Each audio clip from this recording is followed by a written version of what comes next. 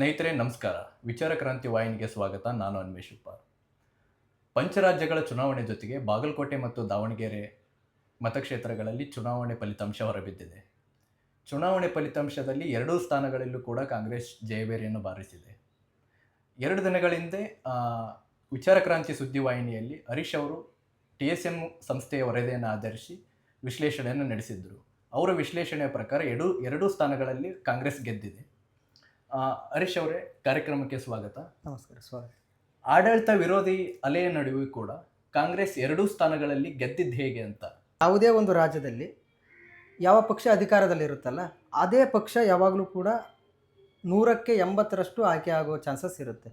ಆದರೆ ಈ ಒಂದು ಕ್ಷೇತ್ರದಲ್ಲಿ ಆಡಳಿತ ವಿರೋಧಿ ಅಲೆ ಇತ್ತು, ಇಲ್ಲ ಅಂತ ಅಲ್ಲ. ಅದ್ರ ನಡುವೆ ಕೂಡ ಕಾಂಗ್ರೆಸ್ ಗೆದ್ದಿದ್ದು ಹೇಗೆ ಅಂತ ಹೇಳಿದರೆ, ಹಳ್ಳಿಗಳಲ್ಲಿ ಇಂದಿಗೂ ಕೂಡ, ಅದರಲ್ಲೂ ಪ್ರಮುಖವಾಗಿ ಉತ್ತರ ಕರ್ನಾಟಕ ಭಾಗಗಳಲ್ಲಿ ಕಾಂಗ್ರೆಸ್ ಮನೆ ಮಾತಾಗಿದೆ. ಯಾಕೆ ಅಂದರೆ ಅವರು ತಂದಂಥ ಗ್ಯಾರಂಟಿ ಯೋಜನೆಗಳು ಇಂದಿಗೂ ಕೂಡ ಜನರನ್ನು ಒಂದು ಮಟ್ಟದಲ್ಲಿ ತುಂಬ ಜನರಿಗೆ ಆಸರೆಯಾಗಿವೆ. ಹಾಗಾಗಿ ಅಲ್ಲಿಯ ಜನರು ಕಾಂಗ್ರೆಸ್ಸನ್ನು ಕೈ ಹಿಡಿದಿದ್ದಾರೆ. ಪ್ರಮುಖವಾಗಿ ಸಿದ್ದರಾಮಯ್ಯನವರು ಮತ್ತು ಇಡೀ ಕ್ಯಾಬಿನೆಟೇ ಅಲ್ಲಿ ಹೋಗಿ ಕೂತಿದ್ದರು. ಅದರಲ್ಲೂ ಪ್ರಮುಖವಾಗಿ ಸಿದ್ದರಾಮಯ್ಯನವರು ನಾನೇ ಅಭ್ಯರ್ಥಿ ಎಂಬ ಮಟ್ಟಕ್ಕೆ ಎರಡೂ ಕ್ಷೇತ್ರದಲ್ಲಿ, ಅದರಲ್ಲೂ ಪ್ರಮುಖವಾಗಿ ಅಷ್ಟೊಂದು ಬಹುಮತ ಬರಲಿಕ್ಕೆ ಕಾರಣ ಬಾಗಲಕೋಟೆಯಲ್ಲಿ 22,000 ಅಂತರ ಅಂದರೆ ಅದು ಸಾಮಾನ್ಯ ಅಂತರ ಅಲ್ಲ. ಯಾಕೆಂದರೆ ಆ ಕ್ಷೇತ್ರದಲ್ಲಿ ನೀವು ಕಳೆದ 4ರಿಂದ 5 ಚುನಾವಣೆಯನ್ನು ನೋಡಿದರೆ ಗೊತ್ತಾಗುತ್ತೆ, 5ರಿಂದ 10,000 ಇಲ್ಲಿವರೆಗೂ ಯಾವ ಅಭ್ಯರ್ಥಿ ಕೂಡ ದಾಟಿಲ್ಲ. ಅದನ್ನು ಮೀರಿ ಈ ಬಾರಿ ಉಮೇಶ್ ಮೇಟಿ ಅವರು 22,000 ಮತದಾನ ತಗೊಳ್ಳಿಕ್ಕೆ ಕಾರಣ ಒಂದು ಸಿಂಪತಿ, ಇನ್ನೊಂದು ಸಿದ್ದರಾಮಯ್ಯನವರು, ಇನ್ನೊಂದು ಸತೀಶ್ ಜಾರಕಿಹೊಳಿ ಅವರಿಗೆ ಆ ಒಂದು ಸಂಪೂರ್ಣವಾದ ಜವಾಬ್ದಾರಿನ ಕೊಡಲಾಗಿತ್ತು. ಹಾಗಾಗಿ ಅಲ್ಲಿ ST ಮತಗಳು ಕೂಡ ಶೇಖರಣೆ ಆದವು.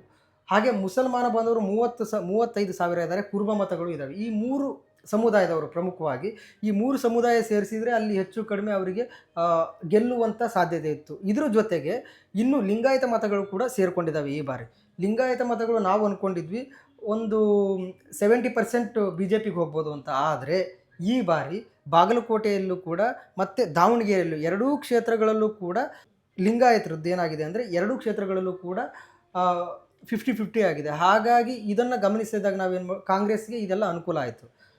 ಇಲ್ಲಿ ಒಂದು ಕಡೆಯಿಂದ ಕಾಂಗ್ರೆಸ್ಸಿಗೆ ಹೊಡೆತ ಬಿದ್ದರೆ, ಅಂದರೆ ಇಲ್ಲಿ ಮುಸಲ್ಮಾನರಿಂದ ಈ ಬಾರಿ ದಾವಣಗೆರೆಯಲ್ಲಿ ಹೊಡೆತ ಬಿತ್ತು. ಆದರೆ ಈ ಬಾರಿ ಲಿಂಗಾಯತರು, ಯಾಕೆಂದರೆ ಲಿಂಗಾಯತ ಕ್ಯಾಂಡಿಡೇಟ್ ಇದ್ದಿದ್ದರಿಂದ ಈ ಬಾರಿ ಆ ಒಂದು ಕ್ಷೇತ್ರದಲ್ಲಿ ಮತದಾನದ ಪ್ರಮಾಣದಲ್ಲಿ ಲಿಂಗಾಯತರು ಸ್ವಲ್ಪ ಮಟ್ಟಿಗೆ ಕಾಂಗ್ರೆಸ್ಗೆ ಒಲವನ್ನು ತೋರಿಸಿದ್ದಾರೆ. ಅಲ್ಲಿ ಮೊದಲಿಂದನೂ ಕೂಡ BJPಗೆ ಒಲವನ್ನು ತೋರಿಸ್ತಿದ್ರು ಲಿಂಗಾಯತರು. ಆದರೆ ಈ ಬಾರಿ ಅಲ್ಲಿ ಏನಾಯಿತು ಅಂದರೆ ಸ್ವಲ್ಪ ಮಟ್ಟಿಗೆ ಲಿಂಗಾಯತ ಮತದಾರರು ಕೂಡ ಕಾಂಗ್ರೆಸ್ ಪರವಾಗಿ ಮತದಾನವನ್ನು ಚಲಾಯಿಸಿದ್ದಾರೆ. ಬಾಗಲಕೋಟೆ ಮತಕ್ಷೇತ್ರಗಳಲ್ಲಿ ಉಮೇಶ್ ಮೇಟಿ ಅವರು ಸುಮಾರು 22,000 ಮತಗಳಿಂದ ಅಂತರದಲ್ಲಿ ಜಯವನ್ನು ಸಾಧಿಸಿದರು. ಇದು ದೊಡ್ಡ ಅಂತರ. ಹೌದು. ಈ ಮತಕ್ಷೇತ್ರದಲ್ಲಿ ಅಭಿವೃದ್ಧಿ ವರ್ಕ್ ಆಯ್ತಾ ಅಥವಾ ಸಿಂಪತಿ ವರ್ಕ್ ಆಯ್ತಾ ಅಂತ? ಈಗ ನಾವು ಹಂಗೆ ಹೇಳೋದಾದರೆ ಪ್ರಮುಖವಾಗಿ ಇಲ್ಲಿ ಸಿಂಪತಿ ವರ್ಕ್ ಆಯಿತು. ಹಳ್ಳಿ ಜನರು, ನಾವೀಗ ಸರ್ವೆಗೆ ಹೋಗಿದ್ವಿ ಆ ಒಂದು ಕ್ಷೇತ್ರದಲ್ಲಿ. ಆ ಸಮಯದಲ್ಲಿ ಹಳ್ಳಿಯವರು ಹೇಳಿದ್ದಷ್ಟೇ, ಇನ್ನೊಂದು 2 ವರ್ಷ ಇದೆ, ಅವರೇ ಮಾಡಲಿ, ಅದರಲ್ಲಿ ಏನಿದೆ ಅಂತಂದು ಹೇಳಿ ಈ ರೀತಿಯಾದ ಮಾತುಗಳು ಆಗಿರ್ಬೋದು. ಅಥವಾ ಅವ್ರ ಮರಣದ ನಂತರ ಅವ್ರ ಮಗುಗೆ ಆಶೀರ್ವಾದ ಮಾಡೋಣ ಈ ಬಾರಿ ಅಂತ ಹೇಳಿ ಕೆಲವೊಂದಿಷ್ಟು ಹಳ್ಳಿಯ ಜನರು ಈ ರೀತಿಯಾಗಿ ಮಾತನಾಡ್ತಿದ್ರು. ಅದೇ ರೀತಿಯಾಗಿ ಕೂಡ ಆಯಿತು.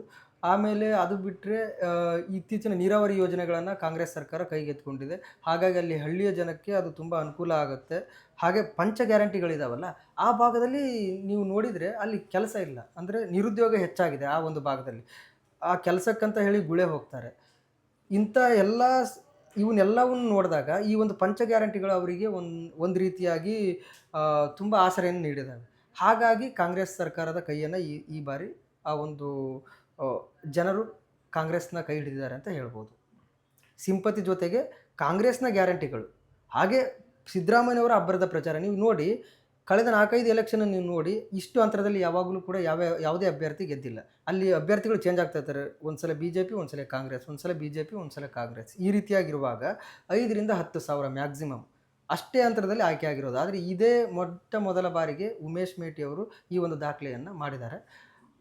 ಅದೇ ಈ ಒಂದು ಕ್ಷೇತ್ರದಲ್ಲಿ ಕಾಂಗ್ರೆಸ್ ಗ್ಯಾರಂಟಿ ಮತ್ತು ಸಿಂಪತಿ ಎರಡೂ ಕೂಡ ಈ ಒಂದು ಕ್ಷೇತ್ರದ ಉಮೇಶ್ ಮೇಟಿ ಅವರು ಕೈ ಹಿಡಿದಿದೆ ಅಂತ ಹೇಳ್ಬೋದು. 2 ದಿನಗಳ ಹಿಂದೆ ಚುನಾವಣೆಗಳ ವಿಶ್ಲೇಷಣೆ ಕುರಿತಾಗಿ 1-2 ವಿಡಿಯೋಗಳು ಅಪ್ಲೋಡ್ ಆಗಿದ್ವು. ನಾನು ಕೂಡ ಕಾಮೆಂಟ್ ನೋಡ್ತಿದ್ದೆ.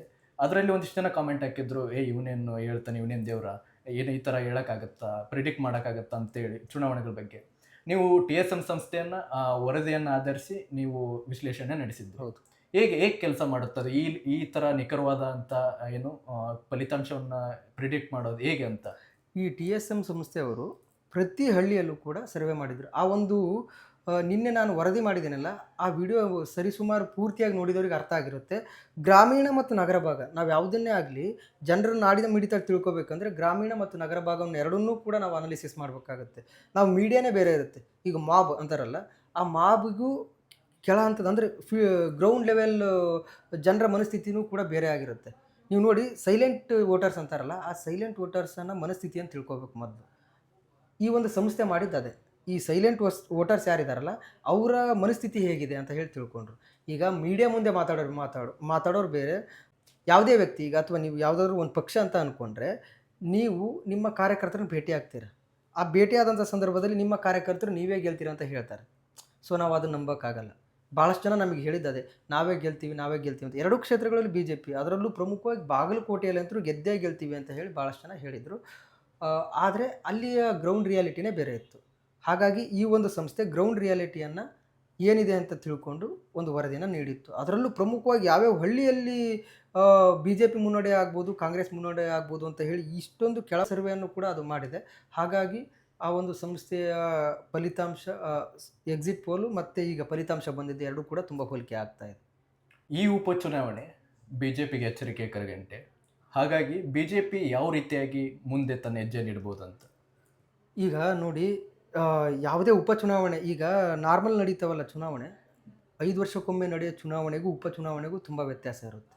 ಉಪಚುನಾವಣೆಯಲ್ಲಿ ಎರಡೂ ಪಕ್ಷಗಳಿಗೂ ಕೂಡ ತುಂಬ ನಾವು ಗೆಲ್ಲೇಬೇಕು ಅನ್ನೋ ಒಂದು ಇದು ಇರುತ್ತೆ. ಯಾಕೆಂದರೆ ನೋಡಿ, ಸರ್ಕಾರ ಇರುವಂಥ ಪಕ್ಷಗಳು ನಾವೇ ಆಯ್ಕೆ ಆಗಬೇಕು. ಯಾಕೆಂದರೆ ನಮ್ಮ ವಿರೋಧಿಯಲ್ಲೇ ಇಲ್ಲ ನಮ್ಮ ಸರ್ಕಾರದ ಮೇಲೆ ಅಂತೇಳಿ ತೋರಿಸ್ಕೊಳ್ಳಿಕ್ಕೆ ನಾವು ಗೆಲ್ಲೇಬೇಕು ಅಂತೇಳಿ ಪಣ ತೊಡ್ತಾರೆ.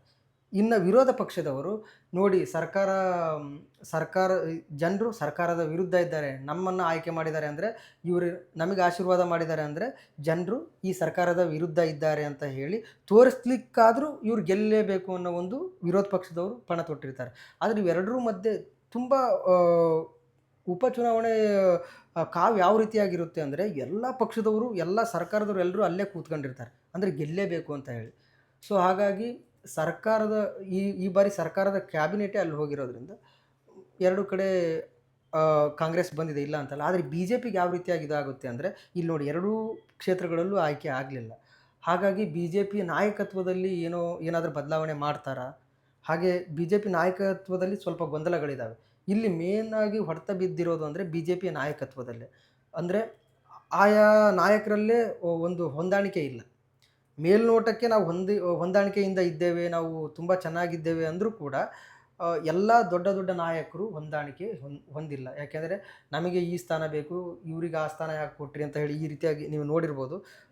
ಪ್ರತಿನಿತ್ಯವೂ ಕೂಡ ರಾಜಕೀಯ ಕಲಹಗಳು ಆಗ್ತಾ ಇರ್ತವೆ ಅದೇ ಪಕ್ಷದಲ್ಲೇ. ಅದು ಕಾಂಗ್ರೆಸ್ ಇರಲಿ, BJP ಇರಲಿ. ಕಾಂಗ್ರೆಸ್ನಲ್ಲೂ ನಾವು ಮುಖ್ಯಮಂತ್ರಿ ಆಗಬೇಕು ಅಂತ ಹೋಗೋರು ಇದ್ದಾರೆ. ಹಾಗೆ ಇದರಲ್ಲೂ ಕೂಡ BJPಯಲ್ಲೂ ಕೂಡ ನಾನು ಅಧ್ಯಕ್ಷ ಆಗಬೇಕು, ಅವ್ರು ಯಾಕಾಗಿದ್ದಾರೆ ಅಂತ ಈ ಥರ ಪ್ರತಿನಿತ್ಯ ಕೂಡ ರಾಜಕೀಯ ಸಂಘರ್ಷಗಳು ನಡೀತಾ ಇರ್ತವೆ.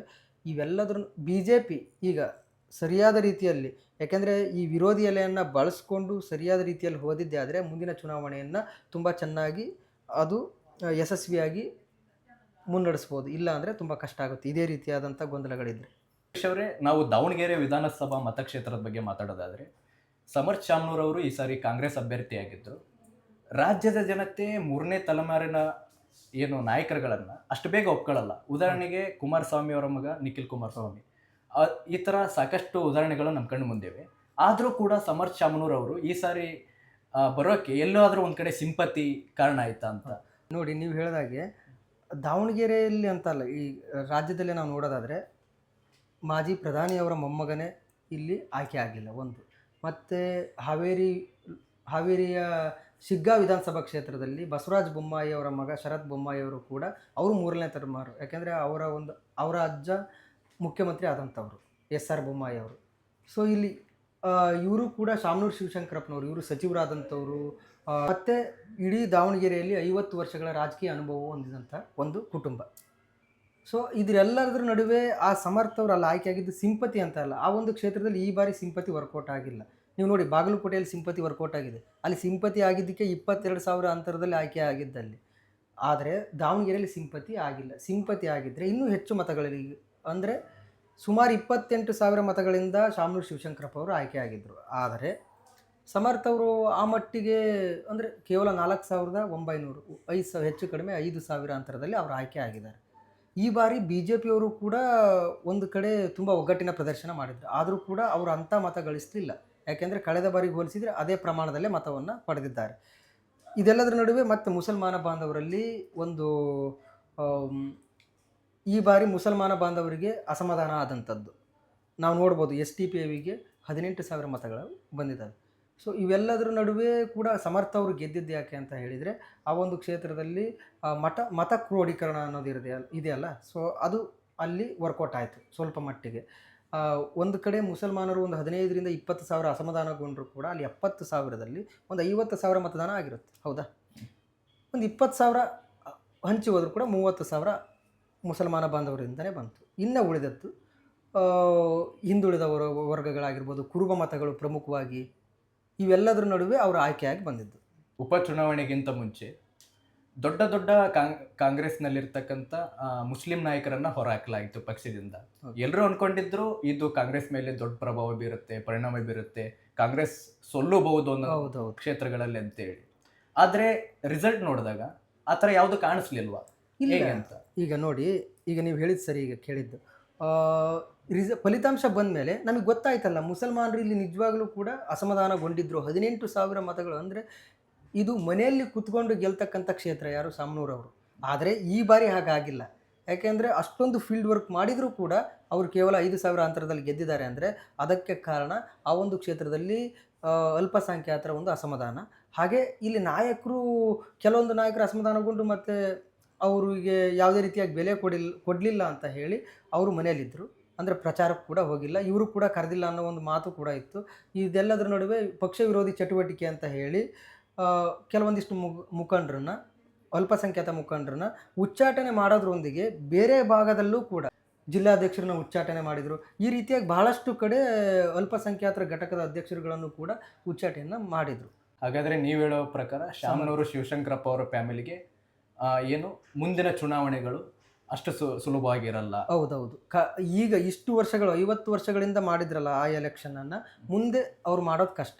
ಯಾಕೆಂದರೆ ಈಗ ಜನರು ಕೂಡ ಬದಲಾಗ್ತಾ ಇದ್ದಾರೆ, ಅಂದರೆ ಬದಲಾವಣೆ ಬಯಸ್ತಾ ಇದ್ದಾರೆ. ಈಗ ಈ ಎಲೆಕ್ಷನಲ್ಲಿ ನಮಗೆ ಕಂಡಿದೆ ಅದು ಬದಲಾವಣೆ ಬಯಸ್ತಾ ಇದ್ದಾರೆ ಅಂತ ಹೇಳಿ. ಯಾಕೆಂದರೆ ಒಂದೇ ಕಡೆ ಅವರು ಗೆದ್ದರೂ ಕೂಡ ಅಲ್ಲಿ ಆಯ್ಕೆ ಆಗಿರ್ಬೋದು, ಇಲ್ಲ ಅಂತ ಅಲ್ಲ. ಯಾವುದೇ ಒಂದು ರಾಜ್ಯದಲ್ಲಿ ಯಾವ ಸರ್ಕಾರ ಇರುತ್ತಲ್ಲ ಆ ಪಕ್ಷ ಬಂದೇ ಬರುತ್ತೆ, ಅದು ಎಲ್ಲರಿಗೂ ಕೂಡ ಗೊತ್ತು. ಅದು ಯಾಕೆ ದಾವಣಗೆರೆಯಲ್ಲಿ BJPಯಲ್ಲಿ ಘಟಾನುಘಟಿ ನಾಯಕರಿದ್ದರೂ ಕೂಡ ಈ ಸಾರಿ ಅವ್ರವ್ರ ನಡುವೆ ಜಗಳ ಆಗಿ ಎಲ್ಲರೂ ಕೂಡ ಕೊನೆಗೆ ಒಗ್ಗೂಡಿ ಶ್ರೀನಿವಾಸ್ ದಾಸಕರಿಯಪ್ಪರವ್ರನ್ನ ಏನು ಅಭ್ಯರ್ಥಿಯನ್ನಾಗಿ ಮಾಡಿದ್ರು. ಹೌದು. ಆದರೂ ಕೂಡ ಅವ್ರದ್ದು ಸಂಘಟಿತ ಪ್ರಯತ್ನ ಇಲ್ಲಿ ಯಾಕೆ ಫಲಿಸಲಿಲ್ಲ ಅಂತ? ಇಲ್ಲ, ಅಲ್ಲಿ ಆ ಒಂದು ಕ್ಷೇತ್ರದಲ್ಲಿ ಮುಸಲ್ಮಾನ ಬಾಂಧವರು ಜಾಸ್ತಿ ಇದ್ದಾರೆ. ಆಮೇಲೆ ಕಾಂಗ್ರೆಸ್ ಚೆನ್ನಾಗಿದೆ ಅಲ್ಲಿ ಹೇಳಬೇಕು ಅಂದರೆ. ಆಮೇಲೆ ಇನ್ನೊಂದು ಏನು ಅಂತ ಹೇಳಿದರೆ, ಇಲ್ಲಿ ದಾಸ್ ಕರಿಯಪ್ಪನವರು ಗೆಲ್ಲೋ ಹತ್ರಕ್ಕೆ ಬಂದು ಇಲ್ಲಿವರೆಗೂ ಕೂಡ BJP ಕಾಂಗ್ರೆಸ್ ಅಂದರೆ ಒಂದು ಗೆಲುವಿನ ಹತ್ತಿರನೂ ಕೂಡ ಬಂದಿರಲಿಲ್ಲ. ಆದರೆ ಈ ಬಾರಿ ಆ ಮಟ್ಟಕ್ಕೆ ಬಂದಿದ್ದಾರೆ ಅಂದರೆ ಅದು BJP ಗೆಲುವೇ ಒಂದು ಕಡೆ. ಆದರೆ ಆ BJP ಅಷ್ಟು ಮತಗಳನ್ನು ತಗೊಳ್ಳಿಕ್ಕೆ ಇನ್ನೊಂದು ಕಾರಣ ಏನು ಅಂದರೆ, ಈ ಕಡೆ ಮುಸಲ್ಮಾನ ಬಾಂಧವರು ಕೂಡ SDPIಗೆ ಹಾಕಿರೋದ್ರಿಂದ ಅಂತರ ಕಡಿಮೆ ಆಯಿತು. ಹಾಗಾಗಿ ಗೆಲುವಿನ ಹತ್ತಿರ ಈ ಬಾರಿ BJPಯು ಕೂಡ ಹೋಯ್ತು. ಮುಂದಿನ ದಿನಗಳಲ್ಲಿ SDPI ಇನ್ನೂ ಸ್ವಲ್ಪ ಸ್ಟ್ರಾಂಗ್ ಆಯಿತು ಅಂದರೆ ಅಲ್ಲಿ BJP ಬರೋ ಚಾನ್ಸಸ್ ಇದೆ, ಹೇಳಲಿಕ್ಕಾಗೋದಿಲ್ಲ ಅಭ್ಯರ್ಥಿ. ಆದರೆ ದಾಸ್ ಕರಿಯಪ್ಪನವರು ಇಷ್ಟು ಮತಗಳನ್ನು ತಗೊಂಡಿದ್ದು ಇದೊಂದು ಇತಿಹಾಸ ಅಂತ ಹೇಳ್ಬೋದು. ಒಟ್ಟಾರೆಯಾಗಿ ಈ ಚುನಾವಣೆಯನ್ನು ಆಧರಿಸಿ ಮತದಾರರಿಗೆ ಮತ್ತು ಜನಪ್ರತಿನಿಧಿಗಳಿಗೆ ಒಂದು ಸಂದೇಶ ನೀಡೋದಾದರೆ ಏನು ನೀಡ್ತೀರಾ? ಪ್ರಮುಖವಾಗಿ ಎರಡೂ ಕ್ಷೇತ್ರಗಳಲ್ಲೂ ಕೂಡ ಮತದಾರರು ಯಾವುದೇ ಈಗ ಹೆಂಗಾಗಿದೆ ಅಂತ ಹೇಳಿದರೆ, ಮತದಾರರು ಕೇಳಿದರೂ ಕೂಡ ಕೆಲಸ ಮಾಡಲಿದ್ದ ಮಟ್ಟಿಗೆ ಬಂದಿದ್ದಾರೆ ಈಗಿನ ಜನಪ್ರತಿನಿಧಿಗಳು. ಆದರೆ ಸ್ವಲ್ಪ ಬದಲಾವಣೆ ಆಗ್ತಾ ಇದೆ. ಯಾಕೆಂದರೆ ಜನರು ಕೇಳ್ತಾ ಇದ್ದಾರೆ, ಪ್ರಶ್ನೆ ಕೇಳ್ತಿದ್ದಾರೆ. ಮೊದಲಿಗೆ ಪ್ರಶ್ನೆಯನ್ನು ಕೂಡ ಕೇಳದೇ ಇರೋ ಮಟ್ಟಕ್ಕಿದ್ರು, ಈಗ ಪ್ರಶ್ನೆಯನ್ನು ಕೇಳ್ತಾ ಇದ್ದಾರೆ. ಅದೇ ರೀತಿಯ ಪ್ರಶ್ನೆ ಕೇಳೋದಷ್ಟೇ ಅಲ್ಲ, ನೀವು ಧೈರ್ಯವಾಗಿ ಎದುರಿಸಿ ಈ ಒಂದು ಕೆಲಸವನ್ನು ನೀವು ಮಾಡಿ ಅಂತಂದು ಹೇಳಿ ನೀವು ಆ ಒಂದು ಅಭ್ಯರ್ಥಿಗಳು ಯಾರು ಆಯ್ಕೆಯಾಗಿರ್ತಾರೆ ಅವ್ರನ್ನ ಕೇಳಬೇಕು ಮೊದಲನೇದಾಗಿ. ಇನ್ನೊಂದು ಅಭ್ಯರ್ಥಿಗಳು ಕೂಡ ಅಷ್ಟೇ, ಆ ಒಂದು ಕ್ಷೇತ್ರಗಳಲ್ಲಿ ಉದ್ಯೋಗಗಳು ಇಲ್ಲ. ಪ್ರಮುಖವಾಗಿ ಬಾಗಲಕೋಟೆಯಲ್ಲಂತೂ ನೀವು ಅಲ್ಲಿ ಗುಳೆ ಹೋಗೋ ಜನ ಜಾಸ್ತಿ. ಆ ಒಂದು ಕ್ಷೇತ್ರಗಳಲ್ಲಿ ನೀರಾವರಿ ವ್ಯವಸ್ಥೆ ಇಲ್ಲ. ಈಗ ಸರ್ಕಾರ ಮಾಡ್ತಾ ಇದೆ. ಕೃಷ್ಣಾದಿ ಮೇಲ್ದಂಡೆ ಯೋಜನೆ ಪೂರ್ಣ ಅಂದರೆ ಅದು ಸರಿಯಾದ ರೀತಿಯಲ್ಲಿ ಅಲ್ಲಿ ಆಯಿತು ಅಂದರೆ ಅಲ್ಲಿಯ ಜನಕ್ಕೆ ಸುಮಾರು ಲಕ್ಷಾಂತರ ರೈತರಿಗೆ ಒಳ್ಳೆಯದಾಗುತ್ತಿಲ್ಲ ಅಂತ ಅಲ್ಲ. ಆದರೆ ಸರ್ಕಾರ ಪ್ರಮುಖವಾಗಿ ಅಲ್ಲಿಯ ಸೋರ್ಸನ್ನೇ ಬಳಸ್ಕೊಂಡು ಅದಕ್ಕೆ ತಕ್ಕಾಗಿ ಅಲ್ಲಿ ಉದ್ಯೋಗವನ್ನು ಸೃಷ್ಟಿ ಮಾಡಬೇಕು ಪ್ರಮುಖವಾಗಿ.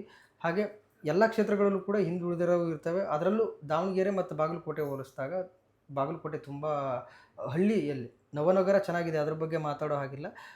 ಹಳ್ಳಿ ಭಾಗದಲ್ಲಿ ಜನರಿಗೆ ಆದಾಯ ಇಲ್ಲ. ಅದನ್ನು ಆದಾಯ ಅಂತ ಹುಟ್ಟಿಸ್ಕೊಳ್ಳುವಂಥ ಒಂದು ಆ, ಸರ್ಕಾರ ಯೋಜನೆಗಳನ್ನು ತರಬೇಕು. ಪ್ರಮುಖವಾಗಿ ದಾವಣಗೆರೆ ದಕ್ಷಿಣದಲ್ಲಿ ಭಾಳಷ್ಟು ಸರಿ ಕೆಲವೊಂದು ಕಡೆ ಸರಿಯಾದ ವ್ಯವಸ್ಥೆಗಳಿಲ್ಲ. ಆ ವ್ಯವಸ್ಥೆಗಳನ್ನು ಮಾಡಬೇಕು.